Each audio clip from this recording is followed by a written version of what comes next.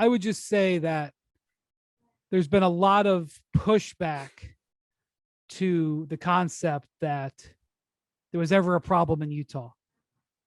We talked about the problems in Utah all year long. Yeah.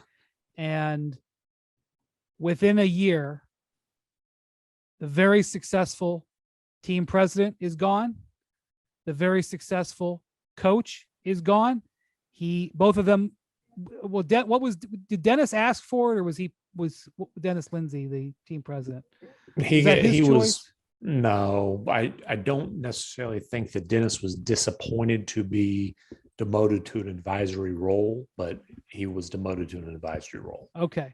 So the team president who was very successful, built a 60-win team, or how many wins they had. They were 60-win pace. I don't know if they won 60 games. Yeah. Coach, how often do we see coaches resign, guys? Successful coaches. On teams that I cover, apparently fairly often, because it's happened with Mike D'Antoni, Rick Carlisle. Rick Carlisle just the one common denominator is they don't want to deal with this guy anymore. Just get me away from McMahon, please. Get me as far away as possible. Rick was absolutely had another job. Case of and Rick was resigning before he got fired the next season. D'Antoni was, D'Antoni's contract was that.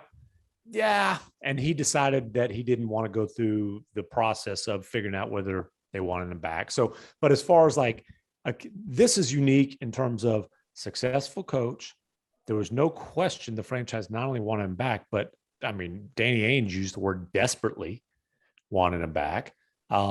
Presented, hey, come back under current contract, or you sign this fat extension. We could talk, let's figure it out. And Quinn essentially just came to the conclusion of, hey, it's time for me to go. For myself, for the franchise, it was a great run and it's over. The unique thing there is walking away from the money. You just don't see, even especially in a good situation. Did he walk away from the money? I don't know if he's being paid this year or not. I don't know. What I do know is because he resigned with a guaranteed year left on his contract, that the Jazz do have the right to block him if another opportunity comes this season. Now, whether they would exercise that right or not, I don't know. Whether there'd be discussions about compensation. And at this point, there's not that in the press conference at this point. Danny Ainge in the press conference said he's a very good coach. I expect him to have another job maybe next season. Yeah, and so there was never any clarification on that. I'm not sure. I think he meant next season being 23-24. That's what not, I believe it was. There wasn't clarification. Let me also remind everyone that on this pod, almost a year ago, exactly today, I reminded everyone that when Danny Ainge had his press conference where he stepped away from the Celtics, he never used the word retirement. And he went out of his way to say, I'm not retiring. But the other people at that press conference did. Well, other people said lots of things. He did not. And within a year, he was in Utah where people had. Yeah, but he said he was like, no, I need to take a step back. I mean, he didn't use the word retire. I'm just saying. He did take a step back. It's a very similar.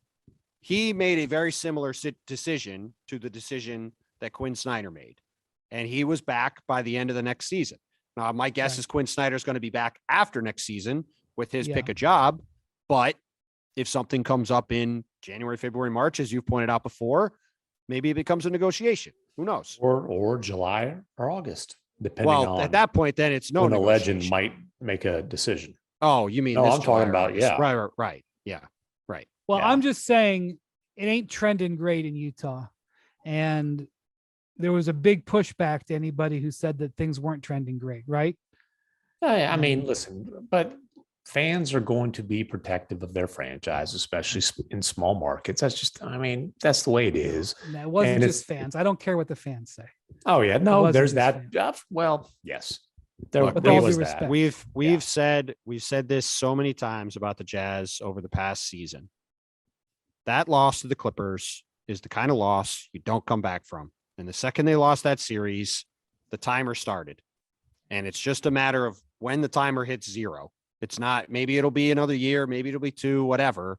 But they were slowly moving towards the end of the era. And this was a big step toward it, but they just, Well- that was a loss you're just not coming back from. Well, and the Jazz also apparently made a point to put the word out to other teams at the combine. Oh, we're not looking to trade our That's true. cornerstones. And it's like, that dude's protest too much. I would be surprised if Gobert is back in Utah at the start of the season. And then, like we've talked about a million times, Donovan Mitchell, who apparently was the only person in the world surprised by Quinn Snyder's decision. At some point, Donovan is going to put the pressure on the franchise to move him. I don't know exactly when that will be, but one I thing, think it's here's the harbinger in my view. One of the biggest moves that ended up happening last season was Al Horford getting traded to the Celtics. Mhm. It was a move by a contending player to get a high-level, experienced veteran role player. Similar type move that, Iguodala was younger, but when the Warriors went and got Iguodala. Yeah. Well, when the the Celtics, Pacers- to be fair, the only difference I would say there is the Celtics did that move to also save a lot of money. I agree, but they were getting They were getting going a guy after they hoped was going to be good. Yes. they were going after a veteran role player to be a key piece on a contender. Mhm. Yep. And I can go on, but I've seen this move repeatedly. Mike Conley is the type of player that if I was a competitive team, that he could be like the guy that I want to bring in. And hey, so, Bogdanovich could really help a contender, and yeah, he's but I got- mean, Conley and is he like left on his a contract. Al Horford is leading the huddles on this Celtics team. Thanks for watching ESPN on YouTube. For live streaming sports and premium content, subscribe to ESPN Plus.